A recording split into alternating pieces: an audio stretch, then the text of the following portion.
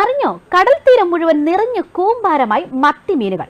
ഫിലിപ്പീൻസിലാണ് ഈ മത്തിച്ചാകര പെട്ടെന്ന് പ്രത്യക്ഷപ്പെട്ടത്. ഇതോടെ വന്നവരും പോയവരുമെല്ലാം മത്തി പിടിക്കാൻ ചാടി പുറപ്പെട്ടിരിക്കുകയാണ്. ഫിലിപ്പീൻ തീരത്താണ് ഈ നീണ്ട മത്തിച്ചാകര. മാത്രമല്ല, ഈ മത്തിയിൽ ഒരു രഹസ്യം കൂടി ഒളിഞ്ഞുകിടപ്പുണ്ട്. കാലാവസ്ഥാ വ്യതിയാനത്തെ തുടർന്ന് കടലിലുണ്ടാകുന്ന മാറ്റങ്ങളോട് പെട്ടെന്ന് പ്രതികരിക്കുന്ന ഒരു മത്സ്യമാണ് മത്തി. അതുകൊണ്ട് തന്നെ ഈ ചാകര പ്രത്യക്ഷപ്പെട്ട് 48 മണിക്കൂറിന് ശേഷം ഫിലിപ്പീൻസിൽ വൻ ഭൂചലനവും ഉണ്ടായി. എന്തായാലും ഇപ്പോൾ സോഷ്യൽ മീഡിയയിൽ കൂമ്പാരമായി ഒഴുകിയെത്തിയ മത്തിക്കൂട്ടമാണ് ചർച്ച. ഫിലിപ്പീൻസ് ദ്വീപായ മിൻഡോവയിലെ സരങ്കിണി തീരത്ത് പ്രത്യക്ഷപ്പെട്ട നീണ്ട മത്തിച്ചാകര.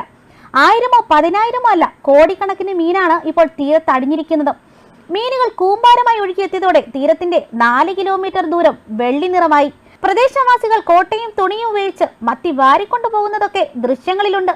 എന്നാൽ ജനുവരി 7-ന് സംഭവിച്ച ഈ അപൂർവ പ്രതിഭാസം ഒരു ദുശകനം പോലെയാണ്